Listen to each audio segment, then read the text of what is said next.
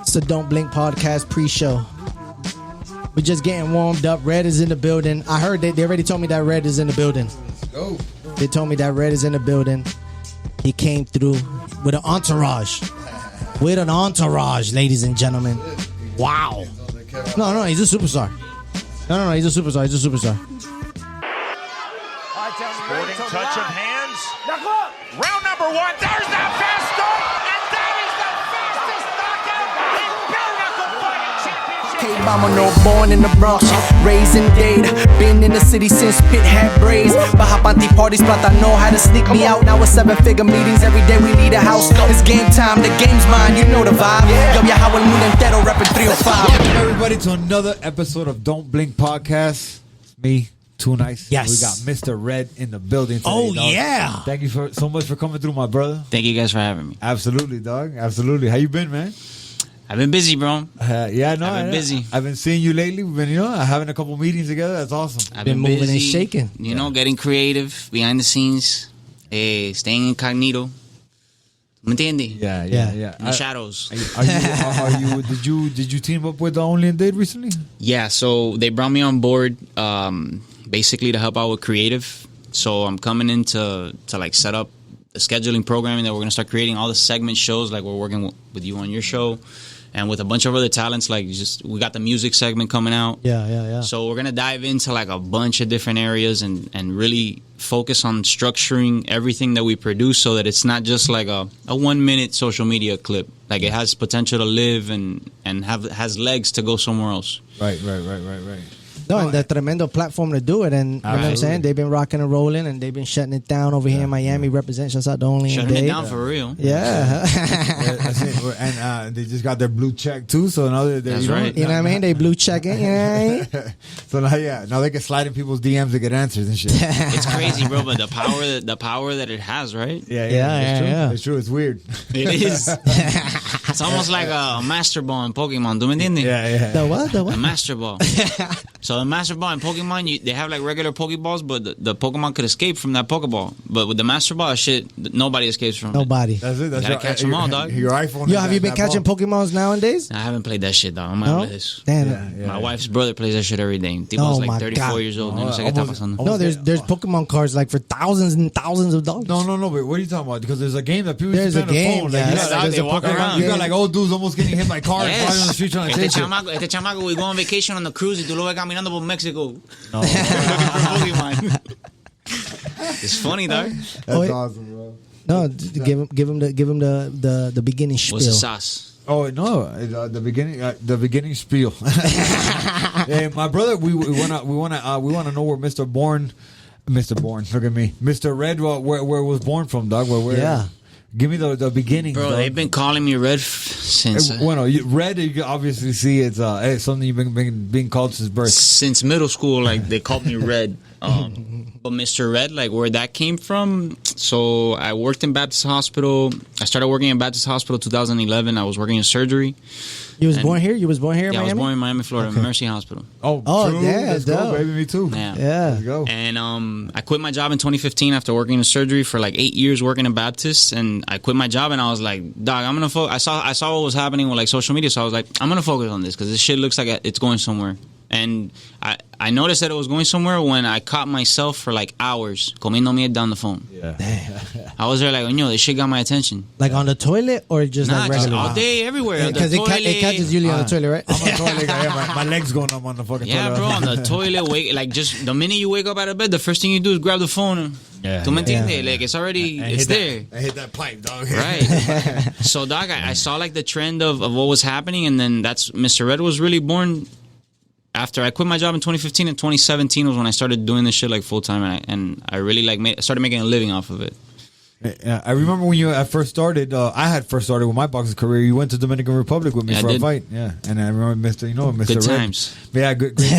And Mr. Red was coming to you were actually getting a lot of popularity starting back then. You know what I mean? And because I remember we'd be hanging out and he'd be like, "Yo, I gotta go do some videos." So he'd be out there doing some funny shit. Fucking, Yeah, when actually we were in Casa Campos, so I was looking at all the big, but they have some big boats there. Yeah. So I was walking around like, Papa can't afford this. The tamaño la cosa esta. Yeah. was pretty funny. Oh yeah, and so have you been touring lately? No, man. No, I at all. I actually, so with stand up, I actually started doing stand up in 2021. Yeah, I've literally been doing stand up for a year. Like I started doing it actually, ironically enough, when COVID started. So when the whole shit happened with COVID, a lot of the marketing brands and the companies that spent money like on social media marketing and shit, they all pulled back with the COVID shit. Nobody knew what the fuck was. That was like the first thing that the companies pulled out. So they pulled out. When they pulled out, my manager looked at me and said, "Hey, what are we gonna do?" And I looked at him and I was like, "Look, I got an idea. I don't want to do it, but we can make a lot of money doing this." And he's like, "I'm not gonna sell drugs." And I'm like, "No, not drugs." I'm like, "But we can sell jokes." So I pitched him the idea of like doing stand up, and he looked at me and I looked at him, and his eyes went like, "I'm calling the improv right now." And brother, it's from the first show till this last show that we've had, we've sold out every show, and I'm blessed. Yeah. At the end of the day, though, like I told him, it's not what I want to do. Like I didn't grow up aspiring to be like a comedian. I just did what I had to. Like I'm just doing what I got to do. Yeah. I'm doing what I got to do. But that's how the whole stand-up thing came about. Like I just did it. Like I need to feed the family, so I gotta sell jokes. All right, let's do it. Yeah, and how much of a difference is that from doing like content to doing way stand-up? different, bro. Like the pressure's on. You got to perform live in front of people. It's different. Like it takes this planning. You got to sit down, write. You really have to like think about the shit that you say because. Bro, you say it wrong or you deliver the joke wrong, and that's it. That shit don't make sense. The timing's off or whatever. Yeah. And throughout this process, you've been like rocking solo, or you have a team. You have that's my team right there, bro. No, I mean now, but I'm saying from before. Yeah, from before. Like Pablo, I mean, I feel like you told us your life story like so fast. But this Don't Blink podcast. We like to get in between like, you know what I mean? You was born in Mercy Hospital, you know what I'm saying? Where you went to elementary school? I went to Olympia Heights. Okay. Riviera. Okay. And then I went to La Sahuesera. So you Westchester born and raised. Yeah. I'm a Burr Road boy. Yeah. And then since then, you've always been funny. You've always been... Bro, like, since I was a kid, like, I've always been un jodedor. Yeah. This whole shit, though, started as an accident, like most things do, right? It started as an accident. It was basically a group of friends of an ex-girlfriend that I had, and I started sending them videos of shit that would go on with them. Like, they would tell me stories about their weekend, and then I would make a video making fun of what happened, like if I was that guy at that moment. And then that's how it started, and they started, like, peer pressuring me, like, yo, post it. And I was like, no. And then eventually I gave in, and I was like, fuck it, I'll do it. Yeah. And then I posted, like, the first one, and then from there, bro, it was like a snowball effect, right? Yeah. I was like, all right, that wasn't that hard. Let's do it again. And then, like, cogí la vuelta, and then it took off. Like, it did well. Better than I expected. Like, I never thought that I was going to be doing this shit. Like, for real, I never saw myself doing this shit. Ever. But which one, do you remember your first one that went, like, viral? That caught, like, fire? That you're like, that's when, like, the followers went up and the notice came, Yeah, I remember. It was 3 videos that I did back to back, and it's actually funny that you asked, because something had happened that made me get pissed, that made me put those 3 videos, right? So the 3 videos were like, the first one was the Moringa video. That one where I was making fun of like these Cuban supplements, these Hispanic supplements they sell in Navarro called Moringa. And my dad always every weekend would drink in the garage and play dominoes y empezaban a comer mierda. Te hace falta tomarte la Moringa. So that's where it came from. So it was that was the first one that I posted like at 10 a.m. Then at 11 a.m. I posted the Yusnavi, Yusmel, how Cubans name their kids. Yeah. Because they would see the U.S. Navy boat come by and they're like, Yusnavi, la vamos a poner Yusnavi.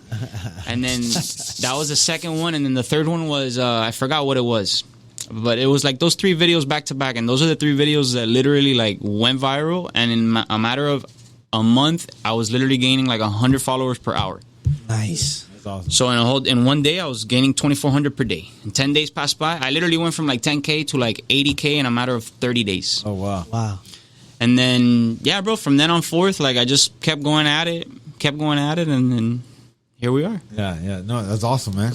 That's what like 3-second knockout went viral, and shit just went crazy for a second. Right? Yeah, hell yeah. And then how were you able to manage like the growth of your page, like in that month? You know what I mean? Because it's cool. Yeah, the numbers is up, but when them DMs is coming, the comments, managing it.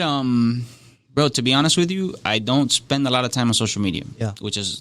I know every time I say that, people are like, what the fuck are you talking about? I'm like, yeah, bro, like, if you look at my phone, I have a timer where I don't pass 15 minutes a day on Instagram. Yeah. So, like, at the end of the week, I'll probably have, like, 40, 50 minutes total in a week where I'm on the gram. So I've managed it well from the beginning because I need that. yeah, bro, it's all discipline, right? Yeah, discipline Like with for sure. everything in It's not like I spend that much time on it, but believe it or not, sometimes I go to open up some other app and I hit Instagram first. It's like It's your just a program. habit. Yeah. And then It's a it's habit. there. And then it's there. The thing that gets us. Yeah, now it's open. So I catch myself doing those things, and That's what she I said. remind myself, like, I gotta stop this shit. Yeah, absolutely. So nothing, bro. How do I manage? Straight up, Well, I mean, I don't pay attention. again, not now. I'm talking about when it happened. That month that it went from 2,000 Oh, bro, to 80,000. that Like month- that shit was crazy. He was like, That month that it happened- I need 3 phones. It's just breaking. Bro, that first month, I swear to God, I was like literally on my phone 24/7. Yeah. That first month, I was like, this is insane. Like, I was even texting like a boy of mine. I'm like, yo, dog, I've literally been going 100 followers every hour. And I'm like, look, another hour passed by, another 100. I was taking screenshots every hour. Boom, boom, boom, boom, boom. Crazy. Which was a fucking amazing feeling. Yeah. At that time, you know what I'm saying? Where you was like, damn, I need to It figure was it out. unbelievable blah, blah, blah. almost. There you go. Like, damn, did I just go viral? Yeah. And you look at yourself. I went sort of mini viral. It wasn't like Yeah, viral, yeah, viral. It was mini viral. But it sparked something in you to keep going. Because you saw, you know what I'm saying? Oh, shit. All right, now it's happening. Now I'm here. No, man. It didn't spark. Like, from the get-go, I always like making people laugh. Yeah. Right? Like, I was having a conversation with Uly about this. Like, it didn't spark anything. If anything, it reassured me that, like, what you're doing is right. Like, keep at it. Like, you're onto something. So that's the way I looked at it. I never looked at it like, my shit was never about clout. Like, I don't give a fuck. Like, I don't care about, I say this shit to a lot of people. Like, I'd rather have 10,000 loyal followers than a million followers that are just there to see where I'm at. No, like, for ¿tú me sure. entiendes? I'd rather have 10,000 people that are going to fight for me than a million people that are just, Just ghost followers, you right now. Yeah, no, pretty but much. for sure. But you answered the question to my question. It made you reassured yourself that you can do it, and you kept, Right. you know what I'm saying, moving forward. All right. And what's your process when you come up with like content? Like, is that on a freestyle? Is that do you write things? Do you have like a notebook? where I you write. I like writing. I write scripts and I write like TV shows and I write a lot of skits too. But the best skits are the ones that you don't plan, like just straight up improvised. Yeah. Like the shit that has done best for me has been like, look, my song Médete, right? Bro, I spent like 8 days literally, dog, writing a song where I was like Googling words and synonyms, y esto y lo otro, and I was like, oh, this is a masterpiece. Yeah. Bro, and I dropped the masterpiece and it like tanked. flopped. Bro, What? And after it flopped, I was like, fuck, I got depressed. I was like, binga, delete it, pop. And then I'm sitting there staring at the computer like literally like not teary-eyed, but like, fuck. Like, damn, I really thought that was going to go somewhere different. And then as that's happening, YouTube's on and I got like the tracks playing in the background and this random beat comes on and I'm just like, Médete. But I'm telling Médete to my fans. Like, métense de un culo for not liking the song that I originally wrote. Tú sabes? Yeah. All that hard work on too. And I literally grabbed the phone. I'm looking at the phone, and I literally freestyle the Médete song. I post it, and then that song goes viral. Yo, that song, there's a little nephew I got, Kevin. Every time I go see him, at that time when it was popping, boy, he was singing that thing and cursing. Hey, So, dog, yeah, with that what? said, there's something that I took 7 days on, and then 15 seconds here, comiendo mierda, freestyle improvising, and then that's that. So I There was you like, go. bro, you know what, bro? Had to let it I'm rip. not going to fight it anymore. That's how it goes sometimes, bro. That's how it goes sometimes. You put in so much hard work, and the easy things is just what pops off. Because sometimes we be in our own heads as creators. That's You know what I'm true. saying? That's We true. are our worst critics. You know what I'm we're saying? our And then worst enemy. we'll go around in circles with something that's fucking a masterpiece. You know what I'm saying? That when the public gets it, it's like, to us, Right. took us fast, but You know how it is. what I You mean? write Yeah. music, you know how it is. Yeah. And we know people here in the music game. It's sometimes creativity when it comes to music, bro. There's days where you lay it down in 5 minutes, and then there's days where it takes you 5 months. Yeah, for sure. No, and the thing is, you go in one door and they love it. You go in the next door and they hate it. So that's always how it's going to be. Also, Yeah. Oh yeah, and how's the creative process for your stand up? How you doing that, Bro, the stand up, I look at like other people. Like I fuck a lot with Joe Coy. Okay. And I really admire like his culture and how it's relatable to like the Hispanic culture. They're very similar with the Philippines, with the Philippine like culture.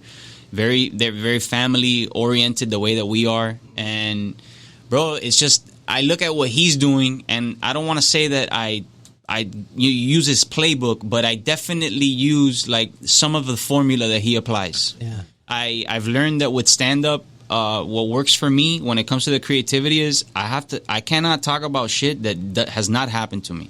I have to talk about real stories and Right. things that I've experienced. Right. It's the only way that it works for me. So I usually do the Joe Coy. It's not only the Joe Coy method. It's a method that a lot of people use. Like even Kevin Hart, when he started using talking about his family. Yeah, right? his family and himself. It's the most relatable thing, right? Anybody can relate when you talk about your family, right? Everybody's got a crazy uncle. Everybody has that crazy sister, that brother, whatever. So it's something that's relatable. So I was like, bro, I'm not gonna try to reinvent the wheel here. I'm just gonna talk shit about my family. They don't like it, and they're always like, "Oh, I gotta go to your show." I'm like, no, you can't go. You can't go. Today I'm talking about you. Yeah, not this one. So I can't have you show up today. Please don't show up today. Don't look me in my eyes when you're in the crown and shit. Make me feel weird. Yeah, for real. Have you had any awkward moments like that? Like they actually they come out to the No. I make sure they don't go. Oh, on some real shit. Oh, damn. Okay. Even my wife sometimes, like, I take advantage when my wife doesn't go.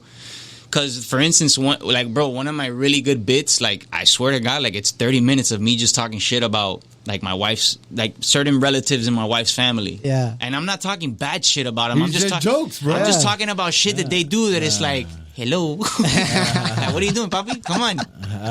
So I put her fam on the spot, but she doesn't care. She gives me the green light. She's the first one, like, yeah, talk shit about them. Yeah, you're bringing the money home, daddy. Yeah, she don't care. No, man, listen, at the end of the day, it's just jokes, bro. You know what I mean? Yeah, for sure. They're family. But Right? you'd be surprised how people get offended, dog. I know. No, of course. Well, talk about family, man. Congratulations. I know you're a new dad. Yes. My son's two years now. Wow. He's 2 years old in 3 months. 4 months. How's that been? That changed life for sure. Bro, people kept saying how, my mom especially, right? Like, I'm sure your mom told you, deja que tú tengas tus hijos para que tú veas. You're gonna learn. You're gonna know what it's like. Bro, and every time I look at my son, it's like I'm thinking about my mom telling me when I was younger, wait until you have your kids. You'll know. Yeah. It's crazy, bro. It's a crazy feeling, right? Absolutely. Everything changes. Everything changes. And And they don't say it lightly, like literally your whole life changes. Yeah, absolutely. Yeah. So you had the baby even right now, like on your growth spurt. I had my son right during COVID. Like, Yeah. my No son was shit. born in October, and COVID like happened March. literally the 3-4 months later. So so he was October 2019. Yeah. Oh shit. So he'll be 3 this year. He's gonna be 3 this year. Oh, yeah. that's awesome. Man. In October. Yeah. So Red was already starting a boom, right? The pandemic came, you restructured, you did a little pivot. No, actually, I stopped way before, like right when so when my wife got pregnant, the first thing I did was I got a real job. I went and started working at an autism clinic that worked with kids with disabilities and all types of. Did you go to school for some medical stuff? Because you worked at Mercy, or not Mercy? I worked you at Baptist. my bad. I studied to be a PA, and then I switched that to a nurse. And then when I saw what nurses did, I switched that shit again. You were a Gaylord fucker, bro. No, I wanted to, but Pablo, it got so like the competition got tough, right? Yeah. So I was like, bro, you know what? I'm not gonna dedicate so much time to this. And then I started seeing what they were doing in the hospitals, like what nurses really do on a day to day. And I was like, yeah, I don't want to do that. So I backed out and I got my health service administration degree.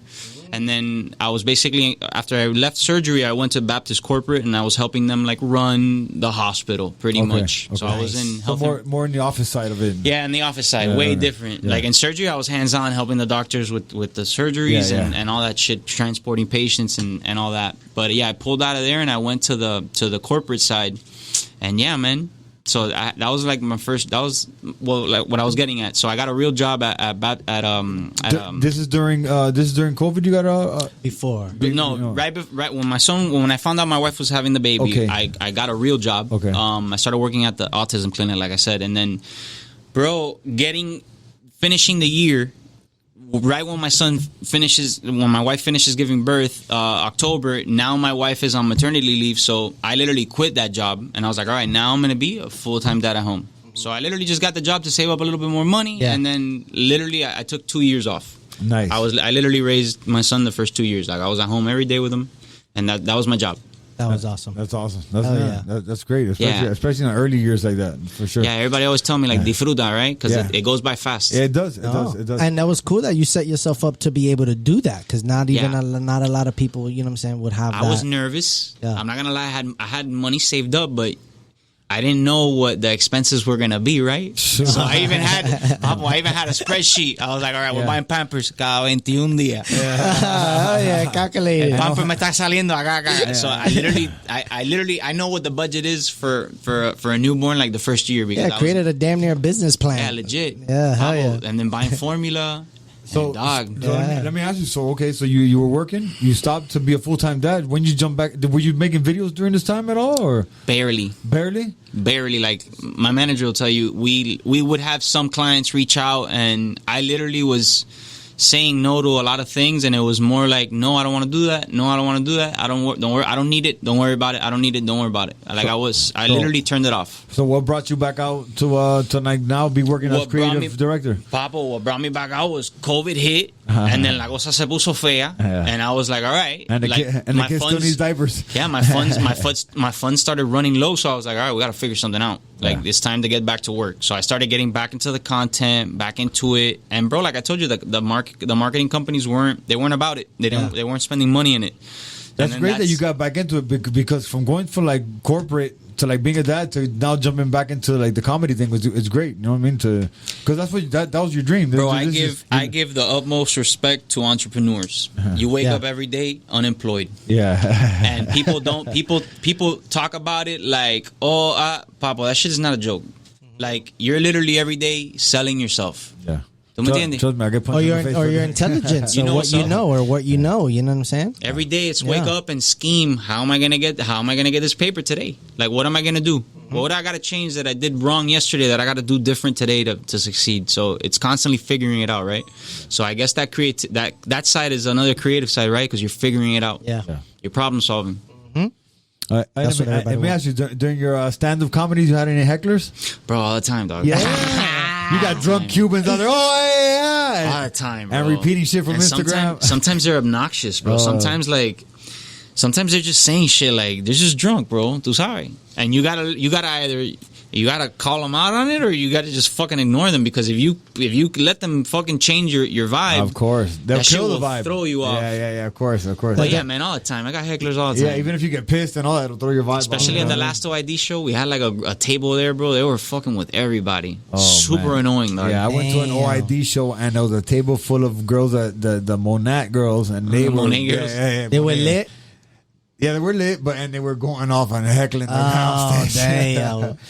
And what you got? What are you working on now? What's going on now with in Mr. Red's life? Honestly, with me now, nothing, bro. I'm working. My time right now is 100% dedicated to Only In Dade. Okay. And it's you're a creative director there, correct? So you're putting shows together for them. Everything. Okay. Literally, dog. Everything. All these new segments that we're doing, they were like mastermind between the whole entire production team. I laid the blueprint down, but like I told them from the very get-go, you guys know how it is, especially when you're trying to do something big. You can't do it by yourself. Everything's a team. Yeah. So I'm like, look, I'm laying down the blueprint. Nothing's set in stone. This can all be altered, changed. If you guys don't like it, let's sit down, let's talk about it, let's change it. So I laid the blueprint down. I used to work after I had my son, I freelanced for a little bit at two very large marketing ad agencies, the two largest marketing ad agencies like in the United States. Okay. Republica and Alma.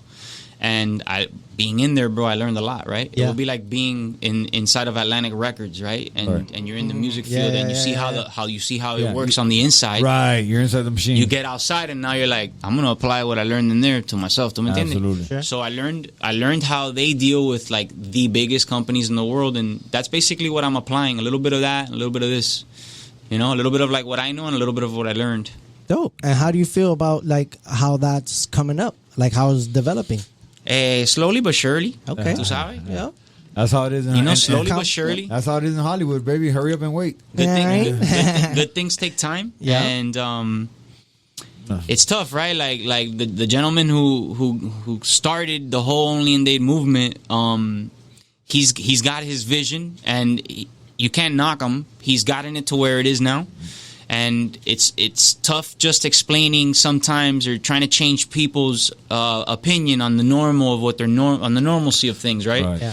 So it's just everything con paciencia. Con paciencia saliva el elefante se la metió la hormiga. ¿Tú me entiendes? That's right. Wait, he said an elephant and hormiga said it. Oh, yeah, I know it's complicated, but it works out. Yeah, no, but I heard it. I've been hearing this. It's a Cuban fable, and it has to be true.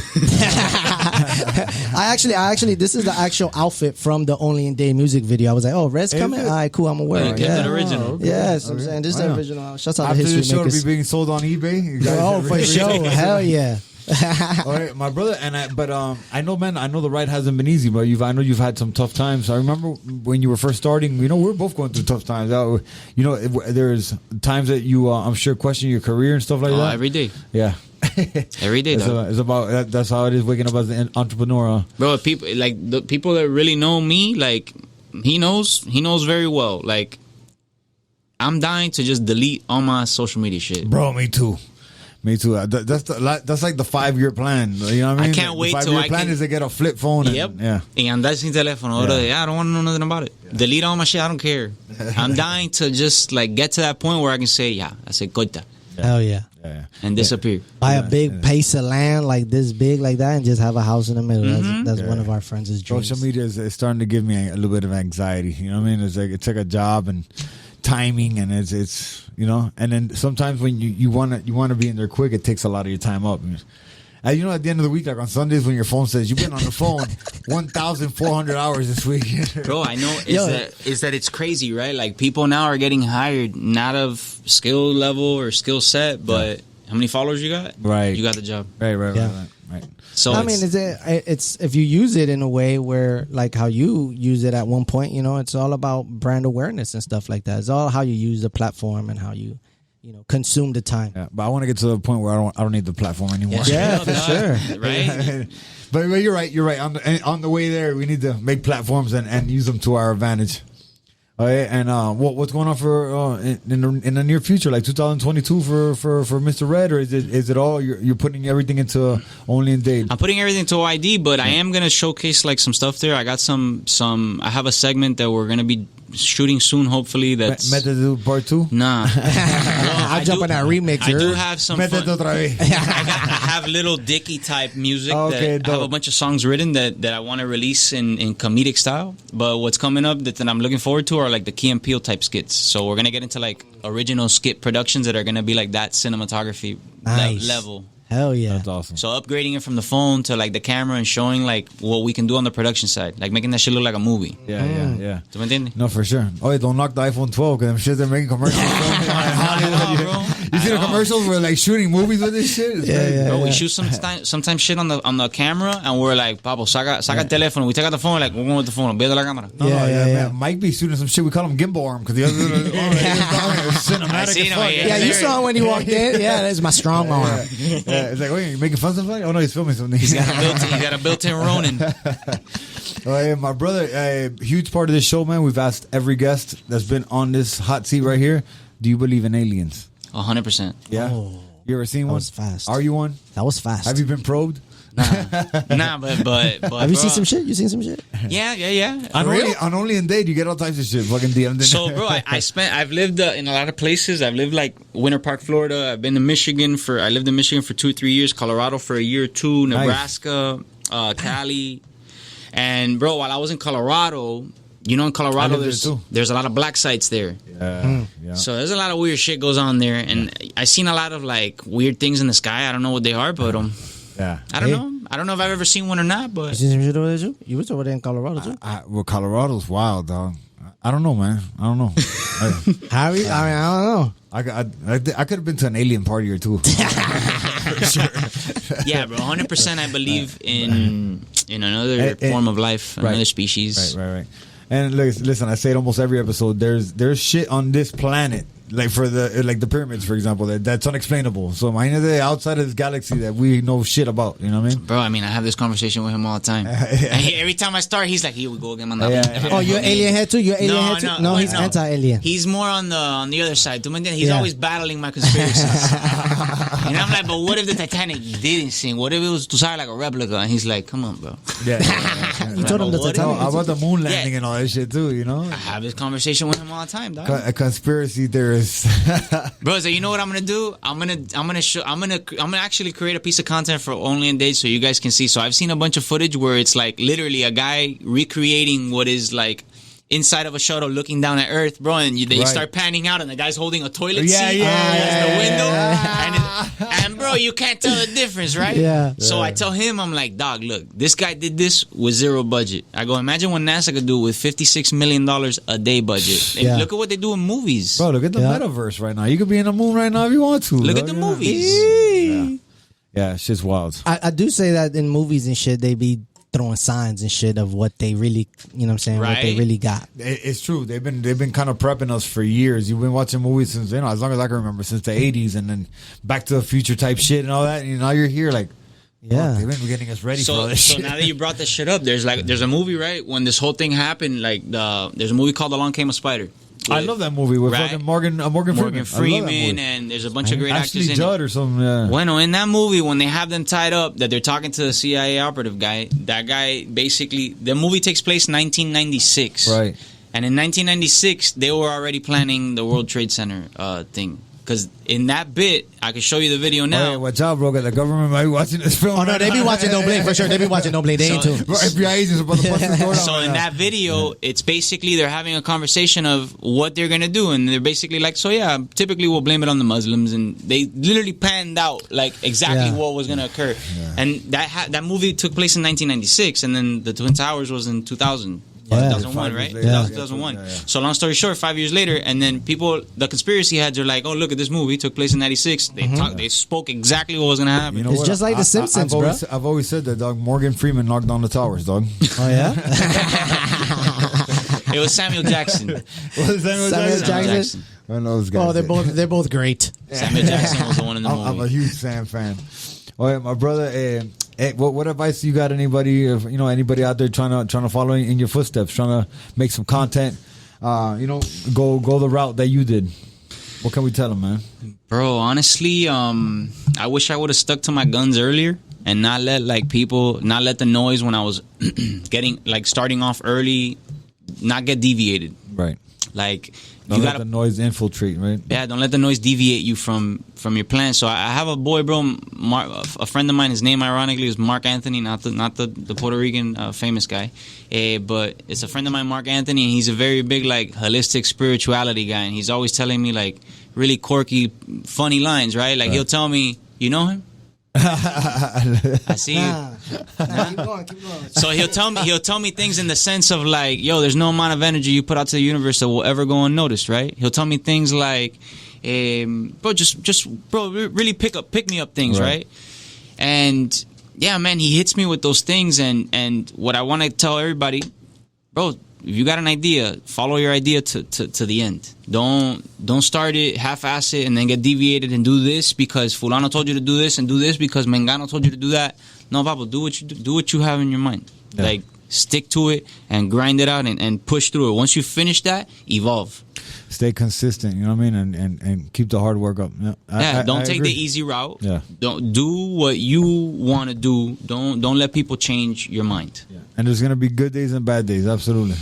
That's part of the process. Yeah. It's part of the process. You got to endure the pain, the good times, and the bad times. And my brother, listen, man, what you do for people is amazing, dog. We've had these conversations before. There's people in hospital beds that look at your video and they laugh their ass off. You know what I mean? Yeah. Who knows for how many times they could do that? In their life. I can't tell you from the moment I started how many of those messages I've gotten, bro. And every time I see them, I cry. I cry. Yeah. No, it's super inspiring for sure. You know what I'm saying? We could say whatever we want about social media, but creators us, you know what I'm saying? It's giving us a voice, right? Yeah. Think about it, bro. In the 80s and the 90s, dog. You wanted to get an entertainment, get on a plane, go to New York, go to California, piérdete, and go. And mira, that's rolling the dice because you ain't gonna make it. But I'm now that social media gives you a kind of the door open for you, where if you do something right, it'll take you to the right. Yeah, we do good, man, and we inspire people. We make people happy. Our posts matter. You know what I'm saying? Right. Our posts do matter. You know what I'm saying? You post something positive, and people in your DM, wow, I needed to read that. You post shit on your stuff all the time. Motivational that people are like, yo, I needed to go. You sent a voice note the other day. He showed it to me. That's right. And when you were talking that day, actually, and it's what the great part about it is that you're just being you. You're not trying to do anything extra.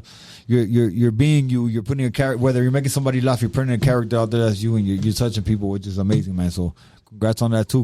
I definitely want to see you keep going. We're trying to build together. We're gonna build a Don't Blink episode or something too. You know what I mean? We got some stuff cooking. Yeah. My brother. So again, just right now, people catch you. Where can I catch you on social media? Mr. Red Official, and soon on Only In Dade. I'll be Official like a creating referee, exclusive content. Yeah, official like a referee with a whistle, baby. Mr. Red Official. That's it. So pretty soon we'll see producer credits, Mr. Red. Yeah. Hell yeah. All right. Direct. And we're gonna jump into that music folder too and see what we can whip out of them. We plan to records. bring it full circle. Hell yeah. Everybody's gonna get their opportunity. Let's go. My brother, it's been great having you on. Thank you so much. Thank you guys. I really appreciate it. Oh, hell yeah. Congratulations on This is actually like my first official podcast I've ever been on. Oh No really? shit. I think We so. pop your cherry?